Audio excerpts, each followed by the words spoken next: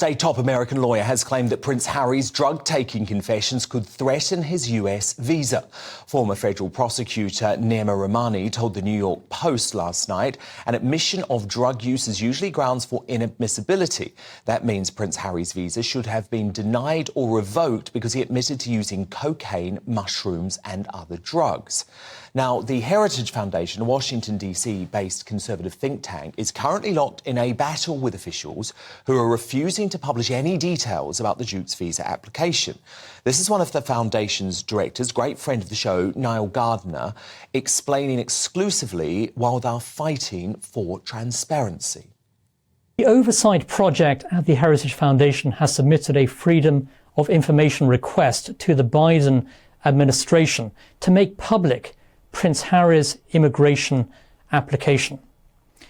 It is vitally important that anyone who applies to the United States receives equal treatment.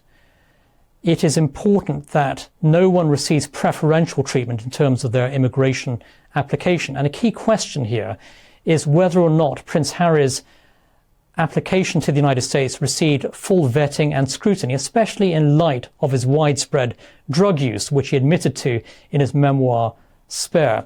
This is an issue of accountability and transparency, and there should not be, under any circumstances, preferential treatment given to a public figure like Prince Harry. Everyone should be treated equally before the law, and we are asking for the Biden administration to be fully transparent in providing the documentation that has been requested with regard to Prince Harry's immigration application. And too right. So joining me now, Prince Harry's biographer, Angela Levin. Angela, do you think, given he has very clearly broken US law, that Prince Harry should actually now be deported from the US? Yes, it's very interesting because when I heard him say what drugs he's taken without feeling uncomfortable in any way, I thought to myself, he's going to be in trouble. Mm-hmm. You know, he might not get back into America again. So somebody, you know, I'm not a lawyer, I don't know these things, but it's quite obvious that America does not like to take people in who take drugs. It's been going on a long time, and he shouldn't get special treatment. I don't know how much special treatment he got when he was taken in because he's only got a visa for a certain time. But this is more important, and I just don't understand how he could be so naive, Harry, and say what he was taking almost as if it was an accomplishment. I also don't understand why his wife didn't warn him about that.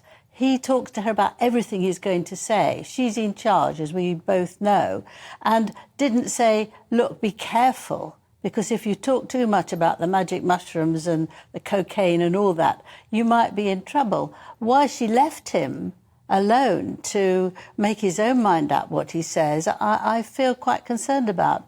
And also the mental health guru who was talking to him should have said beforehand, don't mention all the drugs. Here's a man who's helping him, who's in such a muddle to try and think clearly and improve.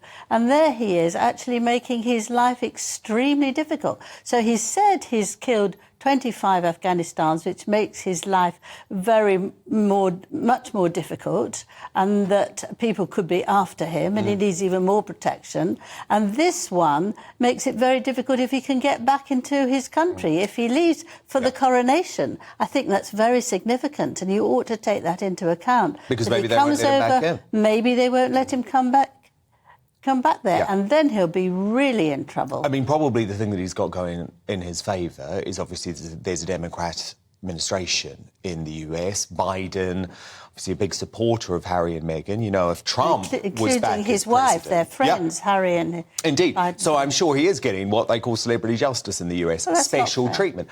But if there was a Trump administration, he actually might be collared, could be booted. Because, you know, if this was an ordinary citizen who had boasted about drug use in this way, there is no way he would have been allowed to enter the US. I've read lots of stories today of ordinary British folk who have been caught by US customs officials. Sometimes they even go through people's phones just to make sure that there's no talk of drug use. Harry has actually admitted it. He's boasted about breaking the US law. I think there's one thing that if you're not caught actually taking drugs or selling drugs, you might not be thrown out. Well, I actually read the story of one woman who had simply spoken to friends on text messages about taking drugs, no criminal charges whatsoever, and she was booted out of the country by customs it's a very officials. unfair world, and he shouldn't get away with it. I mean, he's no longer a prince, really, in working capacity. He's had amazing help and being spoilt absolutely from top to bottom. So I don't think he should be given any particular treatment now. And the thing is, Angela, all of this talk of drug use, it was so obvious that he just thought it was cool. You know, he was very proud of the fact that he'd been at these homes of Hollywood celebrities like Courtney Cox, boasting of taking mushrooms. It's actually, for someone who claims that he's a humanitarian, I mean, I don't believe Prince Harry's a humanitarian for a single second. There's one human being he cares about, and that's himself. But he claims to be a humanitarian. Does he have any understanding of the millions of lives around the world that are destroyed because of the scourge of drugs? The young people who get caught up and used by drug dealers. And it actually makes me sick. These middle-class drug users who have no idea of the consequences of their actions because they think it's cool. They think it's cool to break the law. Yes, they're frightened not to because all their friends are doing it, so they have to too.